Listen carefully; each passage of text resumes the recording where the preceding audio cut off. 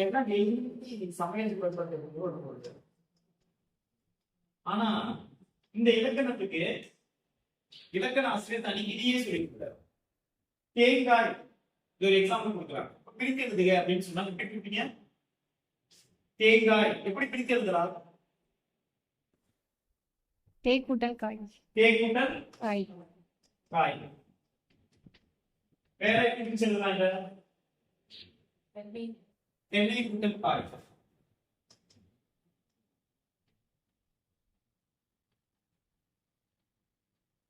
வேற என்ன பிரித்து எழுதலாம்? வேற ஏதாவது பிரித்து எழுதலாமா? இல்ல. இப்ப நீங்க சொன்னதெல்லாம் சரியா இருக்கும்னு நினைக்கிறீங்களா இல்ல தவறா இருக்கலாம்னு நினைக்கிறீங்க? எனக்கு தெரியாது. ஒருவேளை சரியா இருக்கலாம், தவறா இருக்கலாம். தென்னை கூட்டல் காய் சரியா இருக்கலாம். தென்னை கூட்டல் காய் சரியா இருக்கலாம் அப்படின்னு நினைக்கிறீங்க. அது தவறு. தேன் கூட்டல் காயும் தவறு. ஆனா தேங்காய் என்ற சொல்லு இலக்கண ரொம்ப அழகா புதுவிதமா பயன்படுத்தியிருக்கிறாரு. என்ன தேங்காய் அப்படின்னு சொல்றாங்க. தேங்காய் பிரித்தெழுதுக அப்படின்னு சொன்னா எல்லாமே இல்லையா? எப்படி பிரிக்கணும்னா தெங்கு கூட்டல் காய் அப்படின்னு. தெங்கு கூட்டல் காய். சரிங்களா? தேங்காய் பிரித்தெழுதுக எப்படி பிரிக்கணும்? தெங்கு கூட்டல் காய். இது எப்படி சார் தெங்கு காய் பண்றது? எப்படி சார் தேங்காய்க்கு மாறும் சார் அப்படின்னா அதுக்குதான் ஒரு விதி இருக்கு. அந்த விதியை நான் பார்ப்போம். அப்ப நீங்க தெங்கு கூட்டல் காயை எப்படி மாத்திக்கலாம் அப்படின்னு பாத்தீங்கன்னா விதி பாத்தீங்கன்னா தெங்கு நீங்கு உயிர் மீன்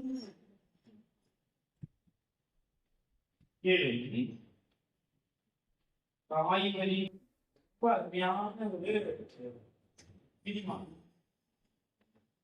ரொம்ப அருமையான ஒரு நீங்கு உயிரினை கெடும் காய்கறி. இப்ப பாருங்க, இப்ப இந்த இடத்துல நம்ம என்ன சொல்லிருக்கோம்? எப்படி பிடிக்கலாம்னு சொன்ன தேங்காயா? தேங்காய் எப்படி பிடிக்குங்க? தெங்கு கூட்டல் காய் தான் ஆன்சர். பிடிக்கிறதுக்கு கேட்டாங்கன்னா கூட்டல் காய் தான் பிடிக்கலாம். அப்ப நம்ம எப்படி பிரிச்சு எழுதுறதுக்கு அப்புறம் என்ன செஞ்சு சொல்லிருக்காங்க? எப்படி சார் தேங்காய்னு மாத்தீங்க? முதல் சொல்ல பாருங்க, தெங்கு நீண்டு. அப்ப தே அப்படின்ற சொல்லி என்ன வரணும்? தே அப்படின்னு பாருங்க. தெங்கு நீண்டு அப்படின்னா தே அப்படின்றது என்ன மாதிரி இருப்ப? தே அப்படின்னு மாறி. அப்ப தேங்கு கூட்டல் முதல் அந்த விதியில முதல் வரியை பயன்படுத்துவோம். இரண்டாவது வரி பாத்தீங்கன்னா உயிர்மை கெடும். உயிர்மை கெடும் எது வரி? காய் வரி. அப்ப வறுமொழியில காய் வந்துச்சுன்னா இங்க உள்ள இருக்கணும் உயிர்மை கெடும். எழுதி எழுதுங்க. தே இன் காய். தேங்காய் அருமையா சிம்பிளா மாத்திருப்பாங்க. இப்ப நம்ம கேட்டு நீங்க பாருங்க, நீங்க அப்படியே சொல்லி நான் எழுத பாருங்க. தேங்காய் எப்படி பிரித்தெழுதுன்னு சொன்னா கூட்டல் காய்.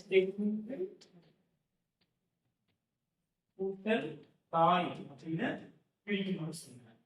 இங்க முதல் வரி என்ன இருக்கு? தெங்கு நீண்டு என்று பொருள் அதுக்காக தே அப்படின்றது தேங்கு அப்படின்னு மாறும். கூட்டல் காய். இங்க உயிர்மை கெடும். சும்மா உயிர்மை கெடுமா? இல்ல. எது கெடும்? வறுமொழியில காய் என்ற சொல் வந்துச்சுன்னா இங்க இருக்கக்கூடிய உயிர்மை கெடும். அப்ப தே